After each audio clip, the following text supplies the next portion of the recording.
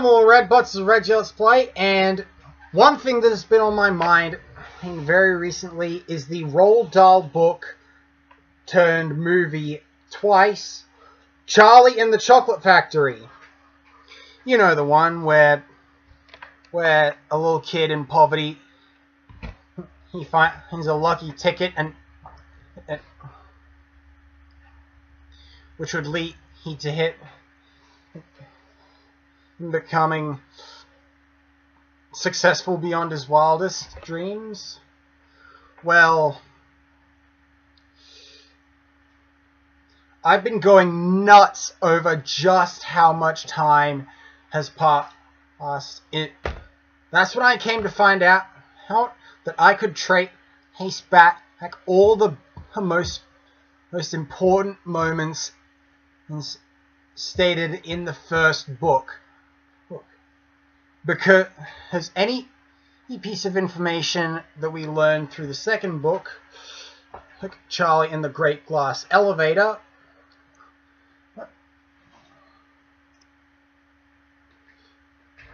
all feature unclear events beyond the timeline of the actual book.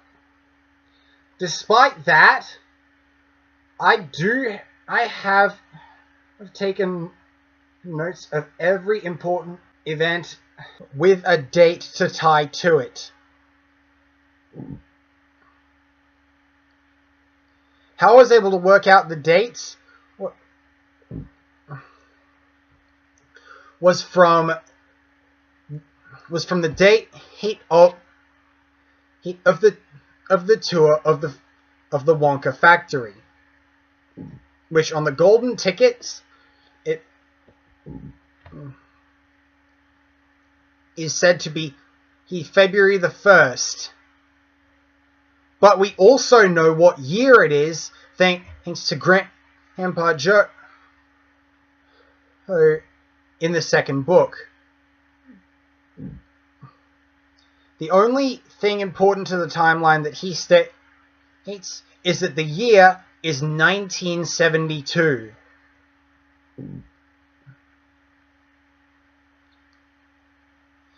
Most might have missed it while he calculates exactly how old Grandma Georgina is after getting a bit of an overdose of Wonkavite.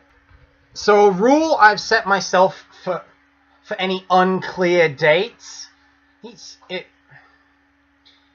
is similar to one that I've seen Matt Hatpat use in a couple of his videos regarding timelines and a couple other things. Is it to get the best estimate possible? I should probably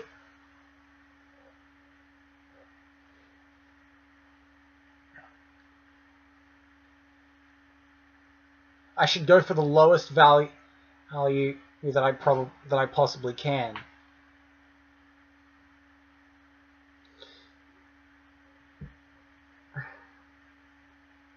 But here are the time periods that we know. We know that Charlie finds his golden ticket a day before the tour on January 31st. Counting backwards, we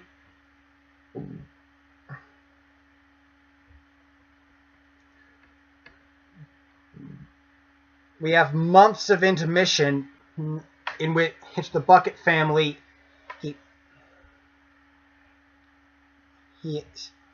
is about to face their toughest winter yet.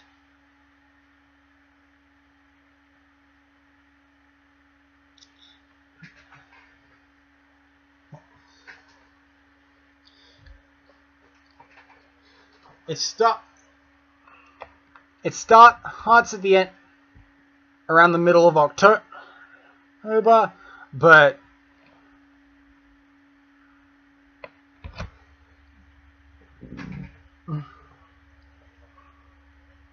but really gets bad in December, in between, around December or January, where Charlie's father loses his job due to the business closing down.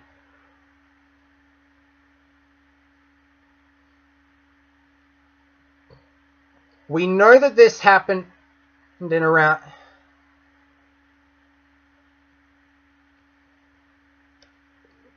this had to have happened a couple of months after the harsh winter began to become evident, because every bar of chocolate that Charlie gets lasts for about a month, and by that time he would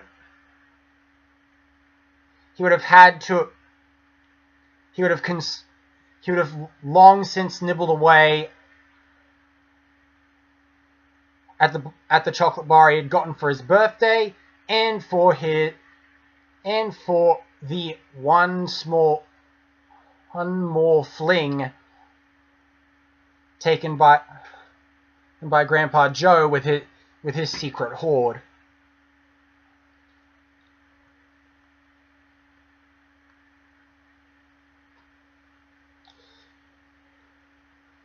The day before that was Charlie's 10th birthday. We know he's around 10 from exclamation in the second book. It's that same day that his father's evening newspaper announces that the third and fourth golden tickets were discovered by Violet Beauregard and Mike TV, respectively. That was following the day when Veruca Salt's ticket was discovered after 4 days of searching.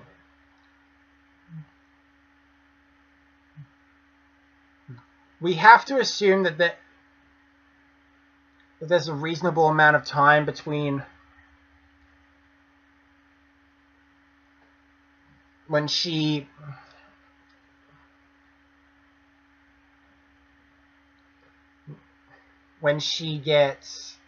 decides she wants a ticket and Augustus Gloop discovering his ticket. We know it has to be within a week because Wonka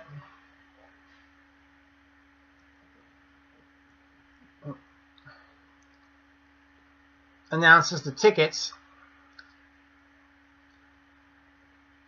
a week before Charlie's birthday.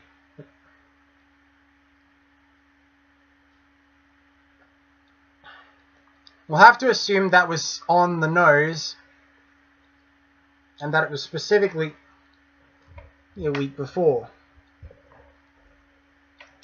This gives us the following timeline, and in the essence of a chronorium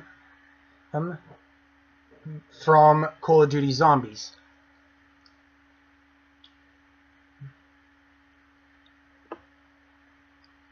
The first two entries here are just years, because we only know that the Wonka factory would resume operations 10 years prior to the starting events of the book. This gives the timeline to be as follows. 1960. The Great Wonka Factory is breached by spies under the guise of employment. These spies were looking for secret recipes that would benefit their superiors. The thievery gets so bad that founder Willy Wonka was forced to lay off his entire workforce without any advance warning, shutting down production for months upon months. 1961. Operations at Wonka would resume under the people's noses using methods that would not be unearthed for the next 10 years. Charlie Bucket is born around this time. October 7th, 1971.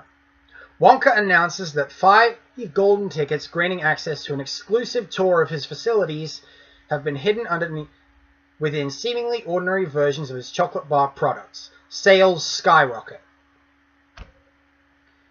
October 8th, 1971. Augustus Gloop discovers the first ticket. October 9th, 1971. Veruca Salt decides that she wishes to be on the list. October 10th through 13th, 1971.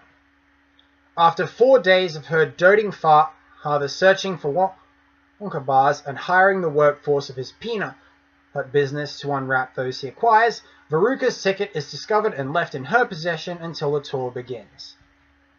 October 14th, 1971. Charlie's bucket turns 10. As always, he is presented with one chocolate bar. Unable to manipulate the odds in his favor, he opens it and finds out that there was no ticket in sight. His father's evening newspaper announces that the third and fourth tickets were discovered by Violet Beauregard and Mike TV, respectively. October 6, 1971. Grandpa Joe is the only one awake for Charlie to talk to after school. He gives his grandson a secret hoard to be spent on one chocolate bar. Once again, this effort was to no avail. October 17th through 31, 1971. The Bucket family braces for their harshest winter yet.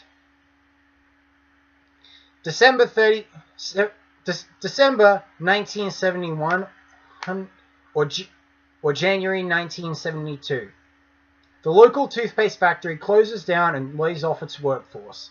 Charlie's father, an employee whose task was to screw the caps onto the completed tubes, has no luck in transitioning to other employment.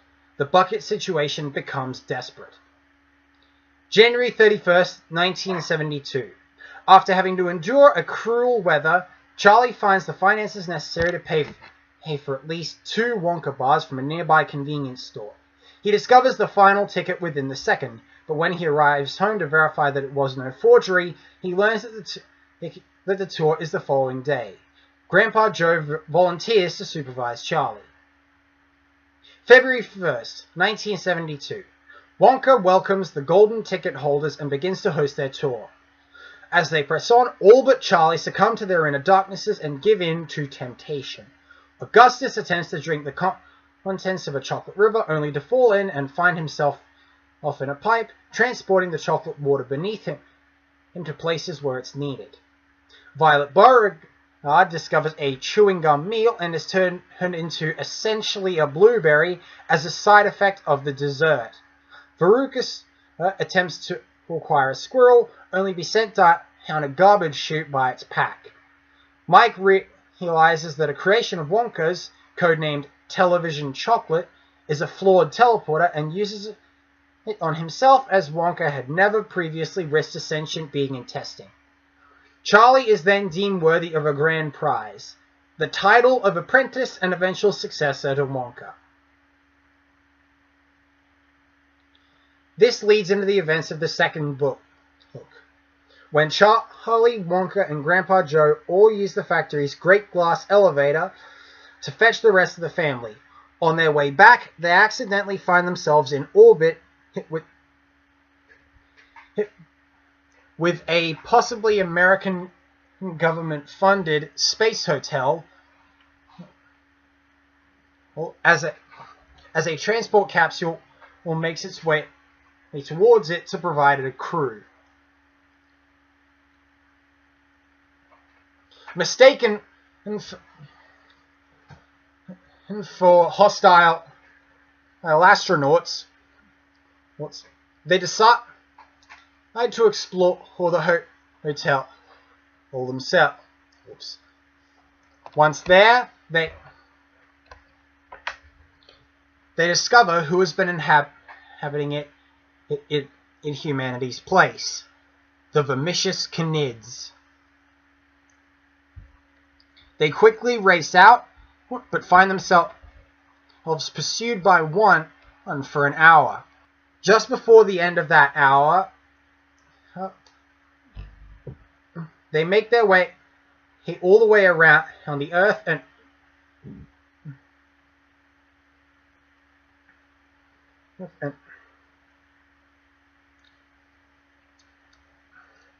and tow the transport capsule back down to Earth after it disturbs the inhabitants of the Space Hotel. The Great Glass Elevator returns to the Wonka factory.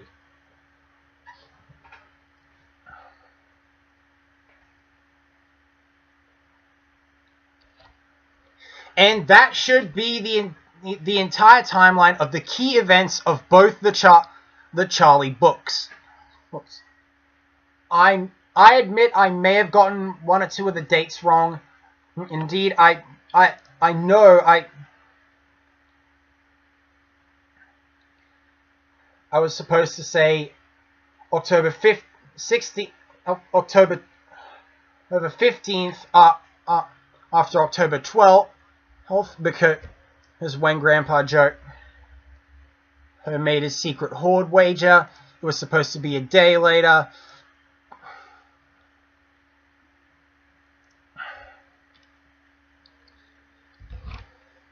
But I had failed to fix the script in time for his recording.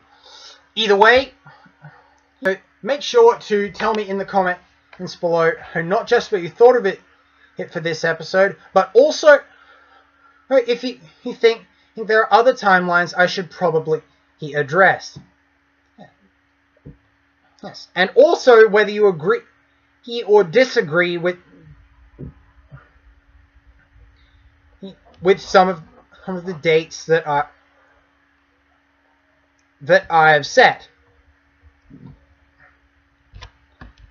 Also, I am planning for in regards to my works on the Archive of Our Own, make a chronorium about them so that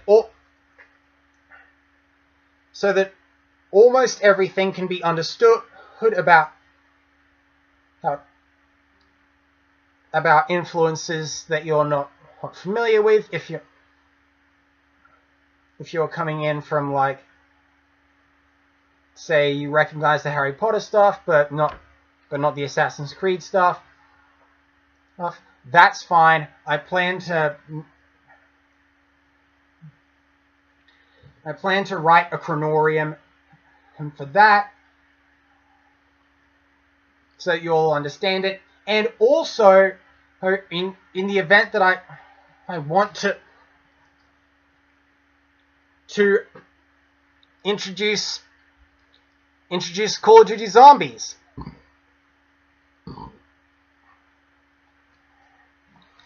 As such, I'll be using some of their events in my timeline, in my chronorium timeline as well. Until then, I hope you guys enjoyed. If you did, don't forget to hit the like button, share videos, favorite videos, do all this stuff. Tell me in the comments what you thought of it. And if you're new to my channel, don't forget to subscribe for more. And I'll see you guys in the next one. Peace.